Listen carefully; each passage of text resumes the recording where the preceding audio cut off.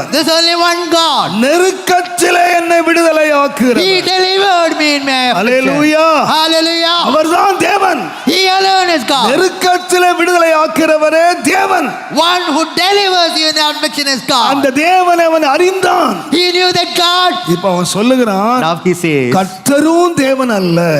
not that Lord also அவன் is God. நூற்றுக்கணக்கான தேவர்களை அறிஞ்சு வச்சிருந்தான். He knew several gods. நூற்றுக்கணக்கான தேவர்களுக்கு பலி செலுத்தினான். And he offered to several gods. ஆனா ஒரு தேவனை கண்டுபிடிச்சான். He sought out one இந்த God. தேவன் யார் என்று சொன்னால், Who's God? நெருக்கத்திலே என்னை விடுதலையாக்கு. A God who Delivered me in my affliction.